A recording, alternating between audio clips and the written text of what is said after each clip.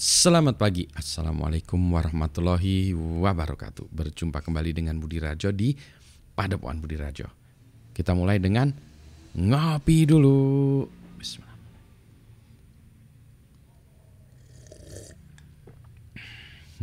Ngopinya beda nih.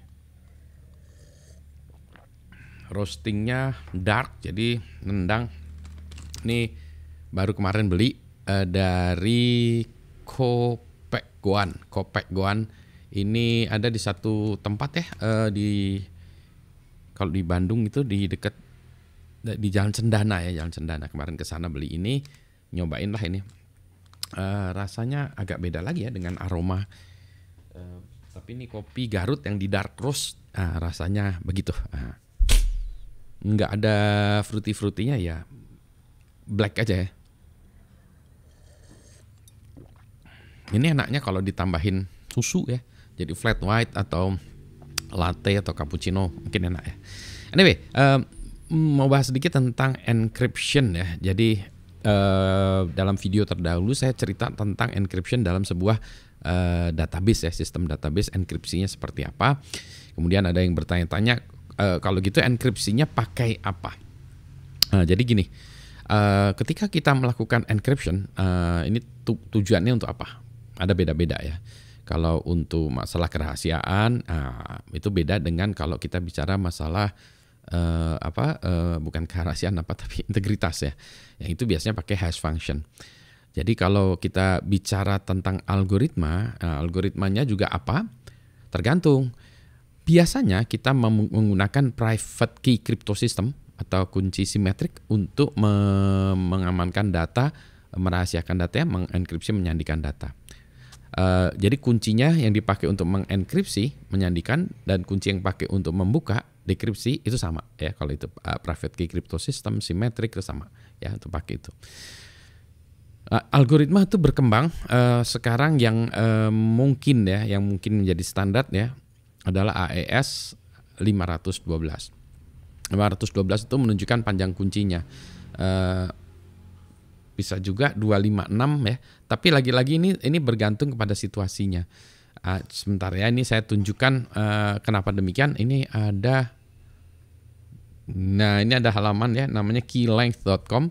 Nah, ini adalah metode-metode untuk menerapkan atau memilih kunci yang terbaik. Misalnya compare methods ya. Ya, jadi misalnya apa nih? Nah, sekarang kita mau sistem kita akan dipakai sampai tahun berapa? Ya, misalkan sekarang 2023 kita pakai misalnya 5 tahun ya, 2028 katakanlah. Ya. Nah, maka dengan sampai 2028 dia akan menunjukkan bahwa kalau metodenya menggunakan cara Lenstra dan Verhoeven atau Verhoeven equation, nah maka kalau simetrik dia minimal 22 ya panjang kuncinya. Gitu ya. Kalau discrete key 162 nih, kalau empty curve 173 hash 183 ya, ini panjang kuncinya. Ini menggunakan metodenya si Lenstra. Ini kalau updated dia seperti itu. Kalau NIST menyarankan panjang kuncinya beda lagi ya. Ini faktor mundulus, ini kayak RSA itu ya 2048. Kalau ini tuh discrete log ya, algoritma tuh ya. Ini 2024 ya, ini kalau pakai RSA seperti itu. Kalau kita bicara tentang ECC 224 ya.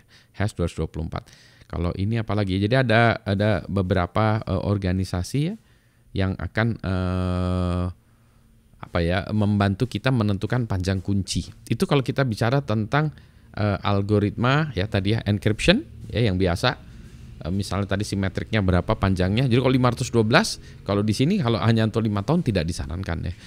256 aja udah cukup gitu ya. Bahkan kalau yang ini malah lebih pendek lagi, 128 bit ya. Kenapa demikian kita nyari biasanya engineering ya. Engineering itu masalah cost ya, effectiveness ya. Jadi cost dan performance. Jadi kalau misalnya bisa dengan 128 bit, kenapa harus pakai 256 gitu ya? atau pakai 512. Jadi nggak harus gitu ya. Karena komputasinya itu kan akan banyak ya. Jadi menghabiskan banyak komputasi. Jadi kalau nggak perlu banyak-banyak gitu ya. Itu yang tadi ya tentang simetrik. Kalau kita bicara dengan public key crypto system, ini biasanya komputasinya lebih banyak lagi. Itu biasanya dilakukan untuk pertukaran kunci. Jadi private key crypto systemnya itu menggunakan kayak AES 256 ya. Kemudian kuncinya itu kalau mau dipertukarkan menggunakan itu tadi RSA 2048 atau kalau ECC ya 224 tadi ya. Begitu. Biasanya seperti itu. Nah, kalau hash tadi ya, hash functionnya ini kalau dilihat di sini 256 ya. 256. Jadi kalau kayak MD5 itu udah nggak kepake lagi karena dia sudah out of date ya. Gitu. Jadi begitu. Demikian lah ya. Jadi pemilihan-pemilihannya itu berdasarkan waktu. Kenapa berdasarkan waktu? Jadi kan teknologi sekarang ya, kalau kita melakukan katakanlah brute force cracking ya, setiap tahun komputer makin hebat 2 kali lipat, atau sebetulnya kalau kita lihat hukum Moore ya, 18 bulan kemampuannya itu meningkat sebenarnya komputasinya bisa lah dikatakan kemampuannya meningkat 2 kali setiap 18 bulan. Jadi itu setiap 18 bulan metodologi atau mekanisme untuk melakukan cracking brute force itu menjadi lebih cepat 2 kali. Terus kemudian juga kalau kita secara melakukan cryptanalysis juga gitu. Jadi tadi itu mereka tuh cara-caranya itu mempertimbangkan itu ya. Jadi kalau aplikasi kita pakai 5 tahun ya, panjangnya 5 tahun, nanti setelah 5 tahun kita upgrade, nah itu tadi seperti itu. Kalau aplikasinya mau kita pakai selama 10 tahun, nah tadi itu mungkin panjang kuncinya beda lagi ya. Karena 10 tahun lagi kemampuan komputasinya lebih hebat lagi. Bahkan kita belum memprediksi adanya quantum computing ya 10 tahun yang lagi.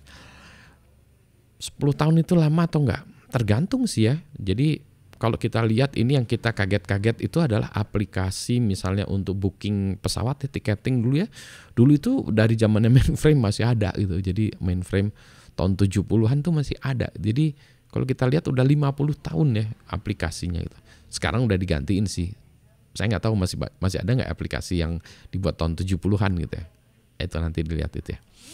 Demikianlah komentar saya tentang pemilihan algoritma enkripsi. Nanti Anda lihat juga lah ya di keylength.com ya.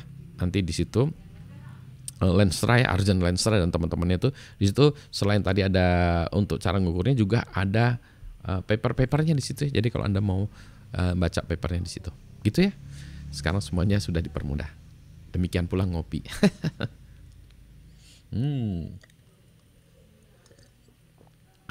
Sedap, nendang sekali. Selamat pagi. Assalamualaikum warahmatullahi wabarakatuh.